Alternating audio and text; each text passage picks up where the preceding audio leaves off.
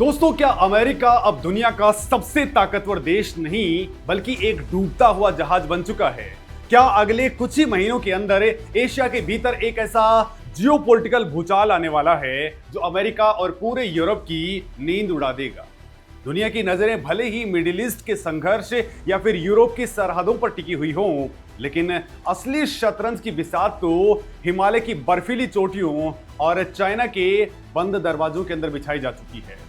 दोस्तों, एक तरफ भारत के national security advisor Ajit Doval और चाइना के विदेश मंत्री वांग यी के बीच में अचानक हुई 25वें राउंड की खामोश मगर बेहद आक्रामक कूटनीतिक बातचीत, तो दूसरी तरफ ब्रिक्स 2026 की ऐतिहासिक मेजबानी के लिए नई दिल्ली में हो रही 400 से ज्यादा चाइनीज ऑफिशियल्स की सीक्रेट और युद्ध स्तर की तैयारी। आखिर अचानक ऐसा क्या बदल गया है कि साल 2020 के अंदर भयंकर गलवान खून खराबे के बाद में अब दोनों देश एक पॉलिटिकल सॉल्यूशन की तरफ तेजी से आगे बढ़ चुके हैं? और सबसे बड़ा सवाल, क्या साल 2026 के अंदर भारत की विदेश नीति हमेशा के लिए एक नया आकार लेने वाली है?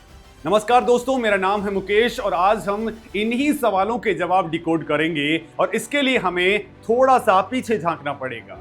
दोस्तों, साल 2000 के आसपास अगर आप भारत की विदेश नीति के आर्किटेक्चर को देखेंगे तो हमारे नीति निर्माताओं ने एक खास तरह का भ्रम या फिर कहें कि एक सुरक्षित थ्योरी पाल ली थी।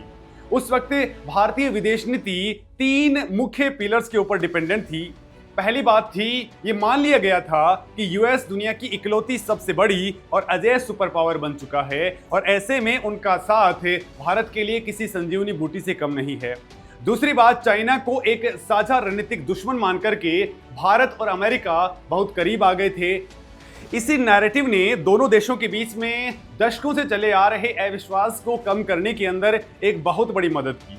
दोनों मुल्कों के बीच में इस नई समझ का आधार ही यही था कि एक तरफ भारतीय महत्वाकांक्षा उड़ान भरना चाहती थी, दूसरी तरफ अमेरिका के अपने गहरे आर्थिक हित थे। और दोस्तों, तीसरी और सबसे जरूरी बात यह थी कि 2000 के दशक की शुरुआत के अंदर ग्लोबल इकोनॉमी बहुत तेजी की रफ्तार के साथ में आगे बढ़ रही थी और यूएस दुनिया के ग्लोबल साउथ को G7 कंट्रीज के ढांचे के साथ जोड़ने में सबसे आगे खड़ा था। उस वक्त अमेरिका का गेम प्लान बिल्कुल साफ था। आपसी आर्थिक निर्भरता के जरिए यूएस की इच्छा एक ऐसे ग्लोबल इकोनॉमिक ढांचा तैयार करने की थी जिसके अंदर दुनिया के इनोवेशन, ग्लोबल सप्लाई चेन और इंटरनेशनल ट्रेड के ऊपर सिर्फ और सिर्फ उसी का एक छत्र दबदबा रहे।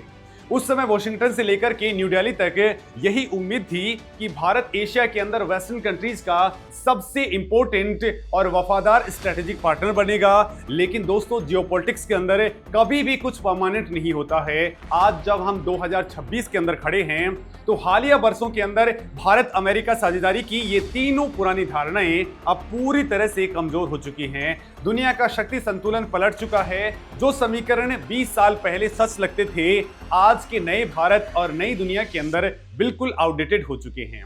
आज का अमेरिका अब वो अमेरिका नहीं रहा जिससे पूरी दुनिया खौफ खाया करती थी।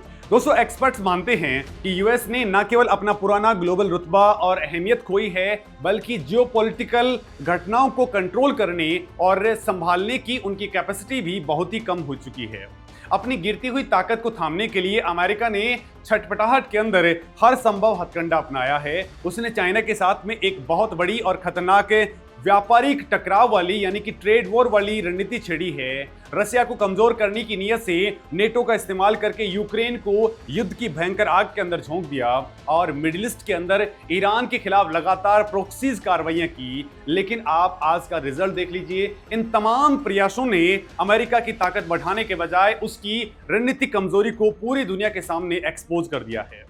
यूक्रेन और ईरान के प्रोक्सी वॉर्स ने न सिर्फ नेटो कंट्रीज के मिलिट्री और हथियार भंडार के ऊपर एक असहनीय दबाव बनाया है बल्कि उसने वेस्टर्न सैन्य शक्ति की असली सीमाओं को भी बेनकाब कर दिया है। दोस्तों, इतिहास गवाह रहा है कि दुनिया के अंदर शक्ति संतुलन अक्सर बड़े युद्धों और क्राइसिस के बाद ही बदलता है। मौजूदा दौर भी इस ऐतिहासिक बदलाव से अछूता नहीं है। इस गिरते हुए अमेरिकी दबदबे के ठीक उलट चाइना लगातार मजबूत होता चला गया। आज दुनिया की ग्लोबल इकोनॉमी का पूरा सेंटर ऑफ ग्रेविटी वेस्ट से खिसक करके ईस्ट की तरफ आ चुका है।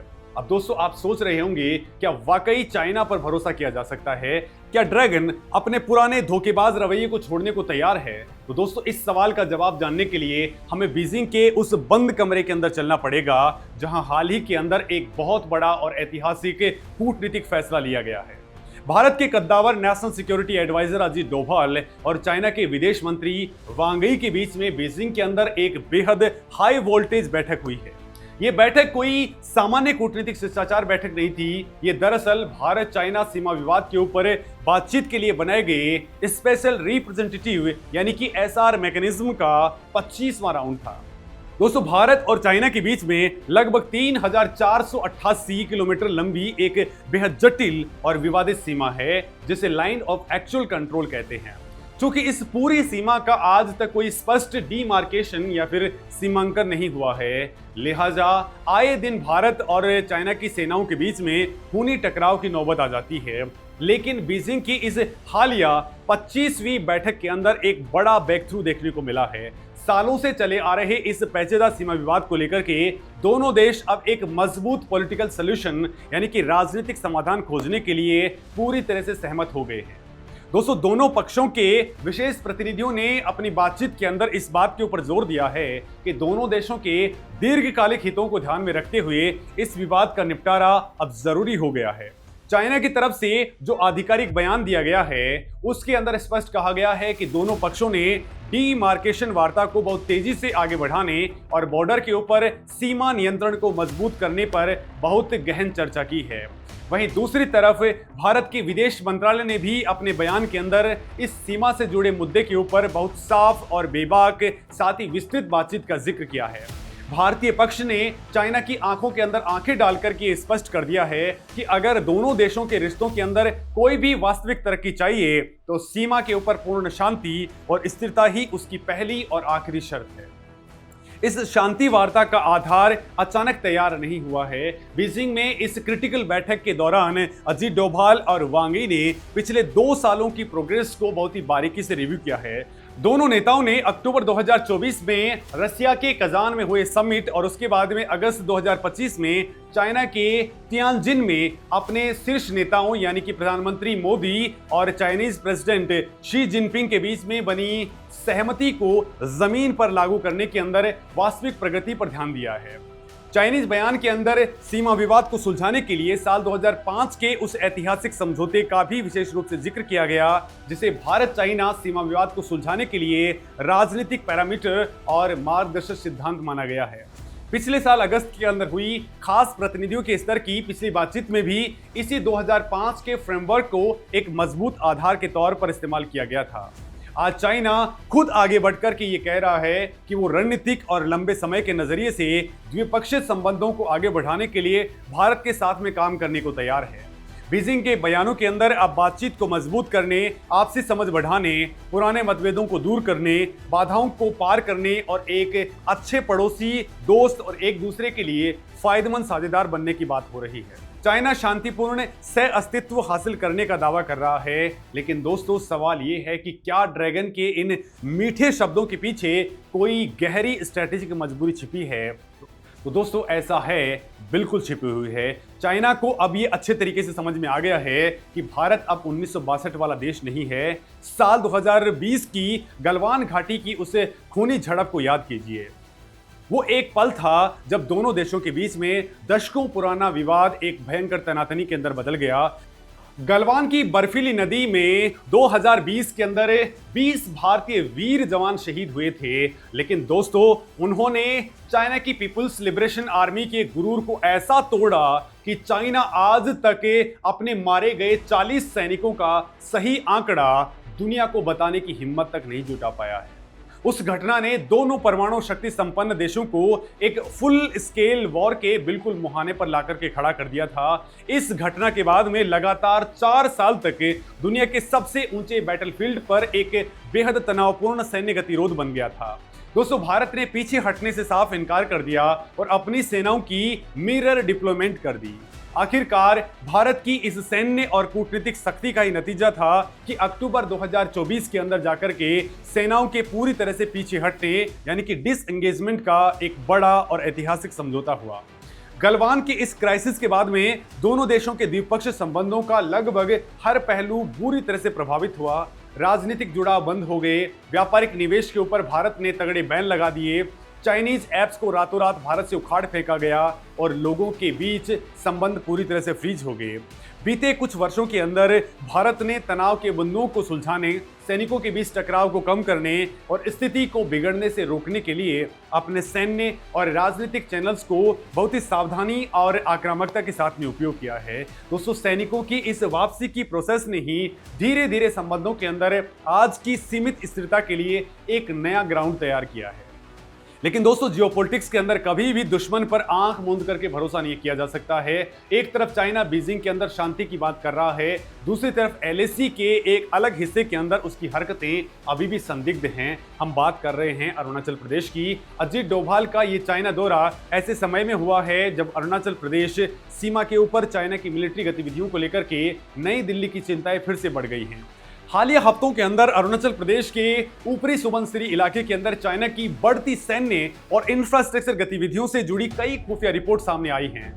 दोस्तों, आपको बता दूं कि अरुणाचल प्रदेश विवाद के सबसे संवेदनशील हिस्सों के अंदर एक बना हुआ है। भारत का ये अभिन्न राज्य हमेशा से चाइना की आंखों के अंदर खटकता रहा है और वो बुनियादी तरीके से इस पर दावा करते हुए इसे जंगम इलाका कहता है।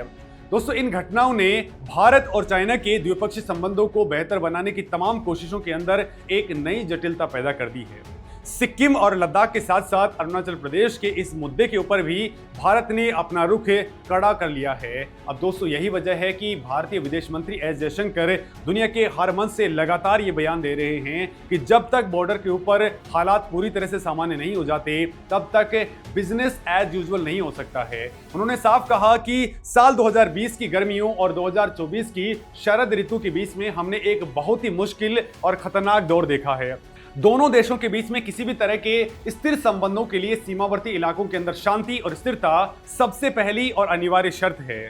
चाइना भारत सीमा पर स्थिति लगातार आमतौर पर स्थिर है और दोनों पक्ष राजनयिक और सैन्य चैनल्स के जरिए लगातार बातचीत कर रहे हैं। भारत इस पूरी प्रोसेस को आशा भरी नजरों से जरूर देख रहा है, लेकिन हमारी सेना अपनी अंगुली ट्रिगर से हटाने को बिल्कुल भी तैयार नहीं है। अब दोस्तों, आते हैं इस पूरे जियोपॉलिटिकल कहानी के टॉप पॉइंट के ऊपर। हम बात कर रहे हैं अगले महीने होने वाले उस महाआयोजन की जो अमेरिका और वेस्टर्न कंट्रीज की रातों की नींद उड़ाने वाला है। दोस्तों, 12 और 13 सितंबर को भारत अपनी राजधानी नई दिल्ली के अंदर ब्रिक्स 2026 महासम्मेलन की मेजबानी करने जा रहा है और ये समिट कोई आम समिट नहीं होने वाला है। रॉयटर्स जैसी दुनिया की विश्वसनीय न्यूज एजेंसी ने अपने टॉप सोर्सेज के हवाले से ये रिपोर्ट दी है कि चाइनीज प्रेसिडेंट शी जिनपिंग इस ब्रिक्स समिट के अंदर एक बहुत बड़े प्रतिनिधिमंडल के साथ में शामिल हो रहे हैं। अगर ये दौरा तय कार्यक्रम के मुताबिक होता है तो ये पूरे 7 वर्षों के अंदर शी जिनपिंग की पहली भारत यात्रा होगी। इस यात्रा की अहमियत को आप इस बात से समझ सकते हैं कि मामले की सीधी जानकारी रखने वाले एक भारतीय सूत्र ने बताया है कि चाइनीज ऑफिशियल्स न्यू दिल्ली के अंदर अपने होटल्स और बेहद कड़े सुरक्षा प्रोटोकॉल को आखिर रूप में दिन रात लगे हैं। दोस्तों, आपको जानकर के हैरानी होगी कि शी जिनपिंग के लगभग 400 ऑफिशियल्स का एक जंबो डेलीगेशन भारत आने की पॉसिबिलिटी है। दोस्तों, जरा तुलना कीजिए, साल 2019 के अंदर जब शी जिनपिंग आखिरी बार भारत आए थे तब उनके प्रतिनिधिमंडल में 200 से भी कम ऑफिशियल्स थे। इस बार 400 ऑफिशियल्स का आना साफ संकेत देता है कि चाइना इस दौरे और भारत के साथ में अपने भविष्य के संबंधों को कितनी ज्यादा अहमियत दे रहा है। हालांकि शी जिनपिंग के नई दिल्ली आने पर अभी दोनों तरफ से आधिकारिक तौर पर फाइनल कंफर्मेशन की रिपोर्ट नहीं सार्वजनिक की गई है और चाइनीज विदेश मंत्रालय केवल इतना कह रहा है कि वो ब्रिक्स को भारी महत्व देता है और इस साल की मेजबानी के लिए भारत का पूरा सपोर्ट कर रहा है।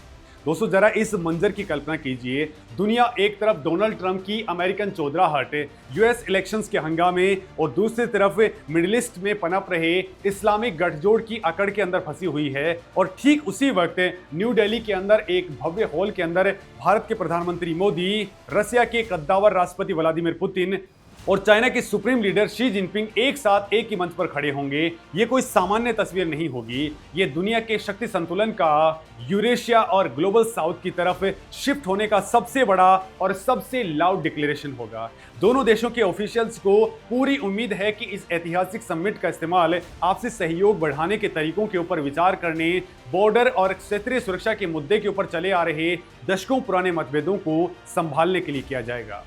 अब दोस्तों, इसके ऊपर आपका क्या कुछ कहना है? क्योंकि चाइना पे हम कभी भरोसा तो डायरेक्टली नहीं कर सकते, लेकिन क्योंकि पड़ोसी को बदल नहीं सकते हैं, लिहाजा पड़ोसी से अच्छे संबंध होना बेहद जरूरी है। आपका इस पे क्या कहना है? कमेंट में अपनी बात कहें।